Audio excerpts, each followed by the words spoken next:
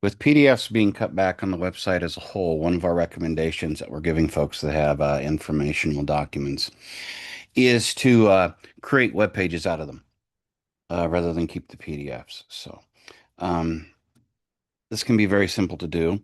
The easiest way to do this actually is if you have the Word original file, which most of these PDFs originate in, or whatever the original file type was typically. Typically, that's where the plainest text for it is to just copy paste over from that. And this would be a pretty good example of how to do that. You can see here I have a Word document uh, with the 2025-2026 senior class for the School of Performing Arts here. What if I wanted to make this a web page?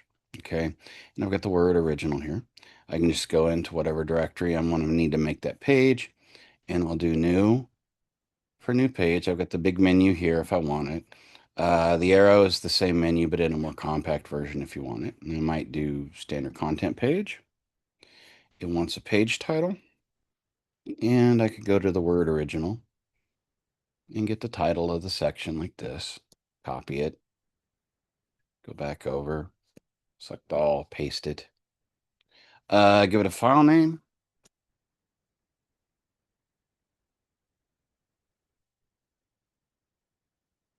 something, whatever you want to do there. It's good to keep it short if you can. Create.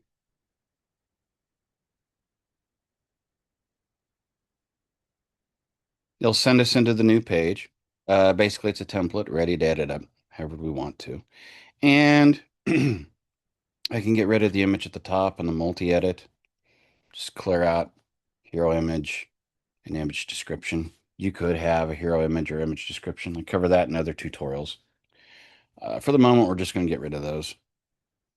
And just leave it like that and go back on the edit tab. Maybe we don't want the sidebar. I can click properties, go down the sidebar and shut it off like that, which just gives us a nice margined area for text here. And we've got our title here. We could modify this for like newspapers or such by changing our caps or whatever. We could go in and modify it on the properties tab. Change it in the title and change it in the heading. You want those two to match. Okay, so we've got our title here on our page and we're ready to begin editing it. So I could go in like this, main content, and really don't need any of this stuff. I can delete it out. And we can go back to our Word document here. And first we've got Trevor here. And I might copy his name. And if this wasn't dealing with these, something dealing with students or something, if this was just a Word document with articles with headings or titles over the different sections of it, you could just use the section heading, whatever, there. And let's say that this would be the title of our first section on the page here. I'm going to go to this paste as text icon here. It's the clipboard with a T on it. I'm going to paste that section title. And I could come back over, copy the paragraph, that, come back over, leave paste as text selected. What that does is it removes any formatting that might be in the Word document. Sometimes some of the formatting that comes out of emails or Word, other things don't meet accessibility requirements. They're outdated, things like that. Particularly with older Word docs, we see that a lot. And I'm going to paste that text in there with the paste as text selected. There we go. So that would be our first section here. And I'm going to go up to my section title here. In this case, it's Trevor's name. And just drop the cursor anywhere on it. And I'm going to make that a heading. I'm going to make it a heading because headings aid in the accessibility of a web page. Headings allow screen reader users to go from one heading to the next, much like if you were reading a magazine or newspaper, you sort of scan for the headlines in it. And when you find a headline that catches your interest, you read the article. Um, Headings allow screen reader users to do the same sort of thing. So I'm going to drop my cursor on Trevor's name here at the top, which is our section title, and I'm going to make it a heading. To do that, I'm going to go to paragraph at the top here, which is actually blocks. What it does is it shows you the actual type of text, the classification of text that it is. And I'm going to set it to a heading 2, like that. So now we've got a heading, and we've got our body text here. And if we wanted to format some things certain ways here, shop lead, showrunner for off-the-cuff improv, maybe off-the-cuff improv is italicized. I can just select that, go to italic, select it. Maybe empty space theater here. It's italic as well, like that. And we've got our first one. So we can go down here and find our second one. Dylan here. Select Dylan's name, or select whatever the heading would be for the next section that you'd have. And again, activate paste as text. Drop it in there. And we could go in there. And maybe there's more than one paragraph there. For example, let's say that this is a double paragraph sort of thing. I can go in and select, copy, and remember I leave paste as text selected for the moment so I can leave the toggle on, get rid of any formatting, and paste it. Sometimes if you have text that has double space or something in Word, you'll see sort of odd spacing like this. It's easy to fix. Usually just backspace it till the end like that. You can hit enter and it will automatically correct it for the style of a Modern Campus. But we can do the same thing here. I can just select his name, paragraph, heading 2, like that. Maybe I want a clearer separation between the different sections I have on the page. I could easily enter down if I wanted to, or I could come up, and we don't want to leave that set to a heading 2. That will automatically set off a accessibility problem because it's an empty heading. So I would want to set that back to paragraph like that if it didn't automatically do it. And maybe I'd like to have a differentiation there. I've got horizontal line here. There we go. And so we can have a different sort of sectional cutoff here. So you can use this and use the tool set to create a web page pretty easily out of a Word document. Maybe you don't like the size of the H2s here. Some people don't like that. That's easy enough. Just leave it set to heading 2 because that makes it accessible. Headings have their own hierarchy. This is a 1, heading 1 at the top here. Heading 2 is the next step up, and that's fine. But sometimes people will skip steps and go like, say, heading 3 here because they just like the look of the size better. But if I try to save and publish this, you're going to see when it catches up with itself here.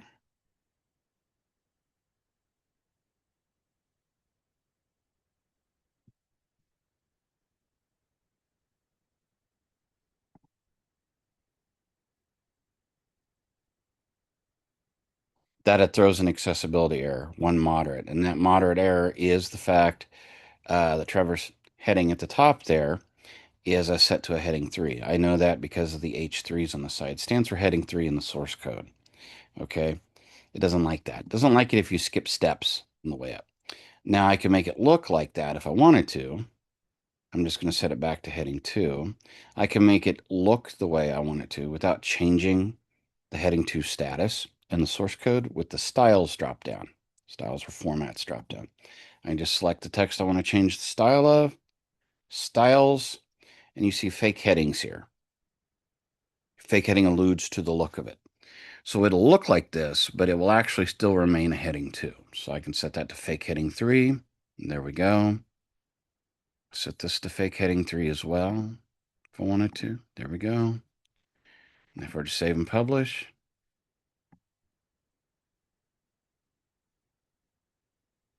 no error. Okay. And so that is a pretty simple way that you can go through and switch it around with uh, Word docs. Make your Word docs into web pages. Now, sometimes you don't have a Word original or any original of a document sitting around, and you don't have any choice but to work in the PDF itself. You can do that. It just tends to be a little more complicated, a little more work intensive, but usually not too bad.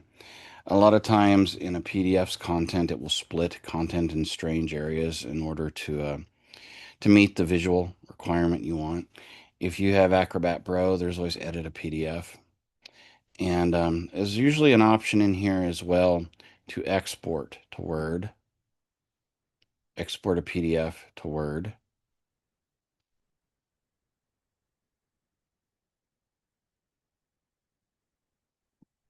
like that.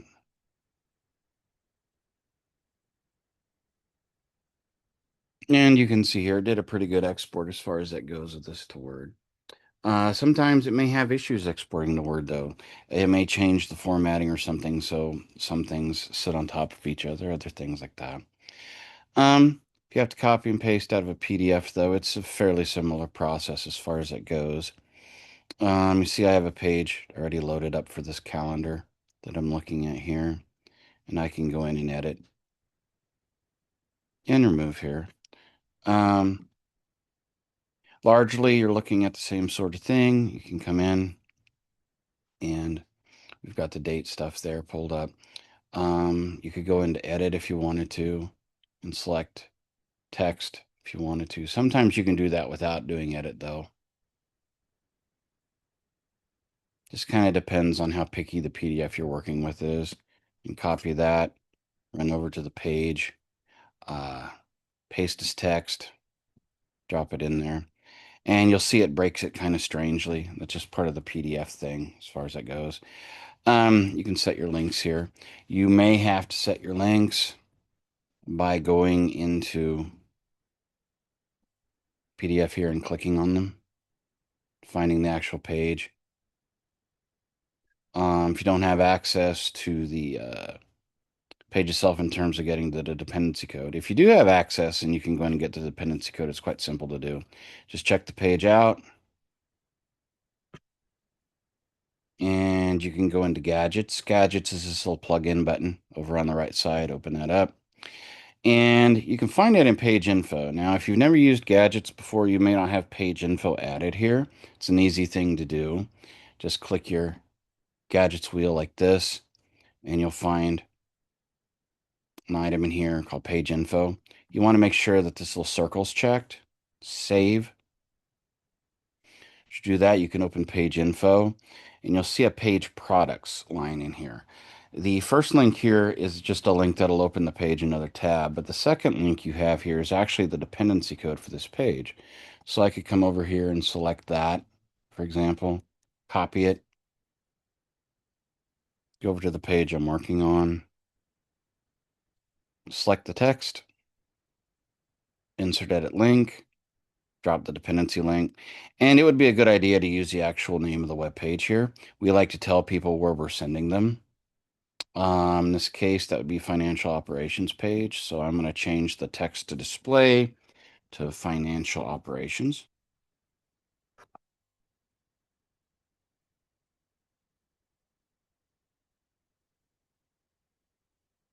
Save. And I've set up a link on the page. It's that simple. As far as the rest of it goes on the calendar here,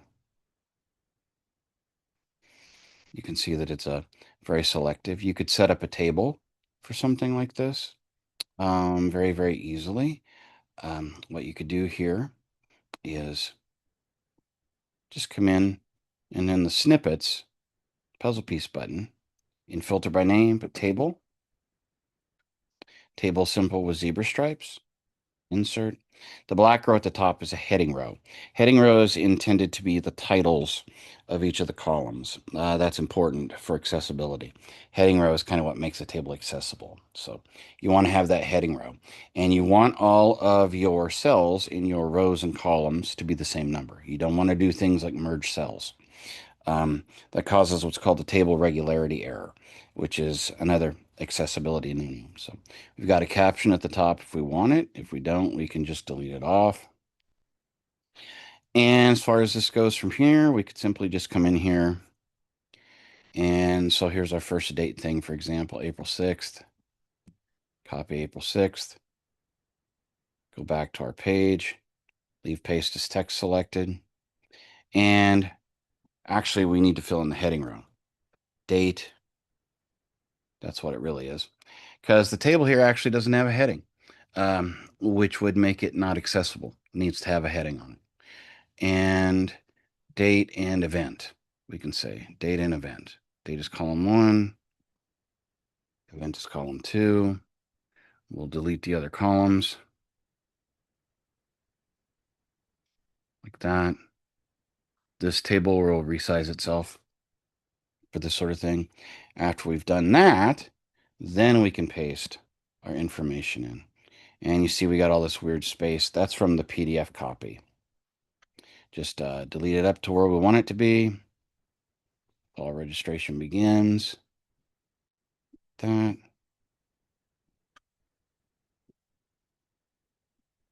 Leaving paste as text selected. Back it up. And for the web page it's referring to, come back out here. We can go ahead and drop this text in there because that's part of it. Copy, enter, paste. Of course, it adds a bunch of extra space there. Select it. It was bold, so we can go ahead and select it and bold it like that. And for the link, select wichita.edu registration. And in a case where you were linking to a page that you didn't have access to and you couldn't get to the dependency code, you can just grab the URL. While technically, if this page changed its file name or moved in the system, it would break the link. Um, Sometimes you got to do what you got to do, but you can always get to it through the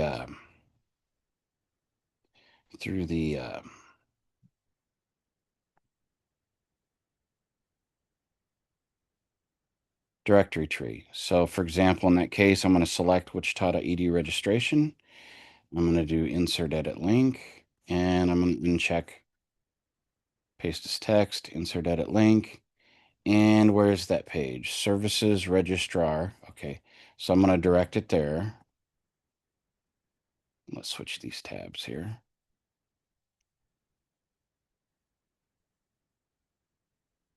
And services.